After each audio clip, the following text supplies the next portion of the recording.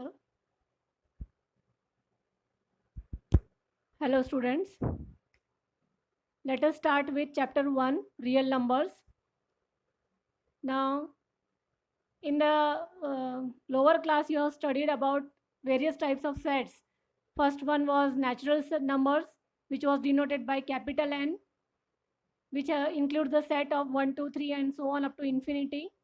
Then whole numbers, which is denoted by capital W, whose set starts from 0, 1, 2, 3 to infinity.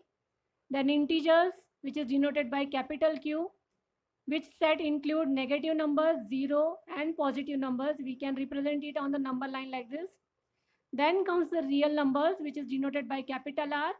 Now, what is the set of real numbers? Real numbers includes all these integers along with all the fractions, decimals, root numbers. So that together constitute the real numbers. All those numbers which come between these two numbers like -2, -1 or 1, 2, 3, 4 in between these numbers, those numbers are called as the real numbers. In short, real numbers means those numbers that we can represent on the number line. Now, real numbers are also further differentiated into two parts. First one is rational numbers, and then second one is the irrational number. Rational numbers are the numbers which can be represented in the form of P upon Q, where Q is not equal to 0. Example, 3 by 7 or 4, 1 by 5. What happens if Q becomes 0? For example, 2 upon 0 becomes infinity. So this we cannot consider. So if P equal to 0, then the answer comes out to be 0 upon 2 equal to 0. So all those fractions which are in the form of P upon Q, where Q is not equal to 0, are said to be rational numbers. Further, if we do division of P upon Q, for example 4 upon 5, the answer comes out to be 0.8 and the remainder is 0 here. Such type of fractions or such type of decimals are called as the terminating. So these also includes in the rational numbers.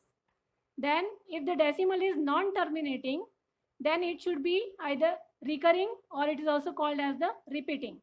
For example, 2 by 3, the answer is 0.666 and so on. It is represented as 0.6 bar. So the number which are representing, we denote it by bar here. Okay. So these repeating numbers can be a single number or a group of numbers too. So in short, rational numbers are those numbers which can be written in the form of P upon Q. When it is divided, the answer comes to be terminating. And if the answer is non-terminating, then it should be recurring. Those are rational numbers. Then what are irrational numbers? These cannot be expressed in the terms of integers, that is fractions. Then when divided, their answer is non-terminating. For example of pi. Pi is 22 by 7. The answer comes to be 3.14159265 and so on. It is not ending. Okay. And second example like this, 0.10 and so on. This is also non-recurring. You can see the numbers are not repeating properly. And the third example is root 2, root 3, root 5. These two do not give the answer as terminating. So such examples comes under the irrational numbers. So irrational numbers are, these cannot be expressed in the form of integers and these are non-terminating. So by looking at the number, how can we reveal that the nature of decimal expansion can be terminating or non-terminating? So just by looking at P upon Q form, how can you tell that the fraction is terminating or non-terminating? So you have to look at this Q and find the prime factors of this Q. If the prime factors of the Q are not other than 2, 5 or both, or 2 and 5 both, then it will be terminating, else it will be non-terminating. Now in lower class, you have learned a verification of division result. The verification of division result was dividend equal to divisor into quotient plus remainder. This you have learned in 3rd, 4th standard, isn't it? So dividend means capital D equal to D into Q plus R. Now In this 10th standard, it is now newly represented as A equal to B into Q plus R, where R is less than B and R is greater than or equal to 0. That is, R means remainder, A and B are any positive integers, Q is the quotient and R is the remainder, which is always less than B and it will be greater or equal to 0. That is called as lemma. So what is lemma? It is a restatement of long division method. This is a restatement of long division method. So here comes an theorem, that is Euclid's division lemma. For given positive integers a and b, there exists unique integer q and r that satisfy the above lemma, and it is the restatement of long division method. So if you find the answer of this side and the dividend that comes out to be equal, that should come to be equal, then the result is verified. Then one more thing, definition is there, that is called as algorithm. What is algorithm? It is a series of well-defined steps which gives a procedure for solving a type of problem, that is called as algorithm. You have to solve a particular thing various number of times, then it is called as the algorithm. Here algorithm is also called as Euclid's division. Euclid's division algorithm is a technique to compute the HCF of two numbers. For example, 24 and 36.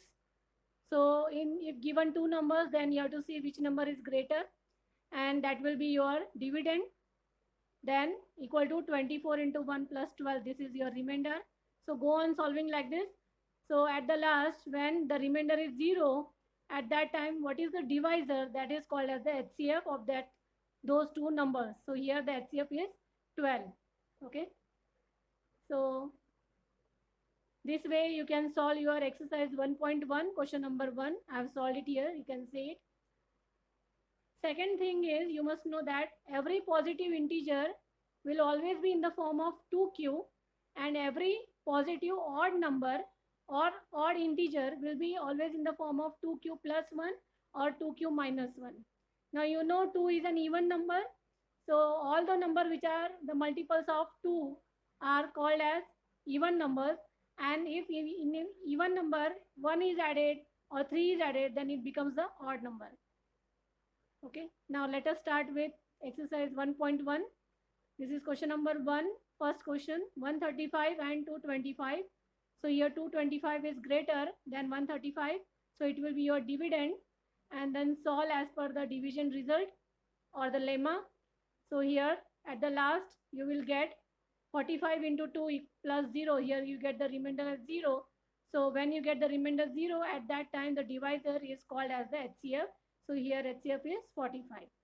So you can solve other two questions also in the same way. In question number 2, they are given as these three numbers, 6q plus 1, 6q plus 3, 6q plus 5. So those are to be proved that they are divided by 6.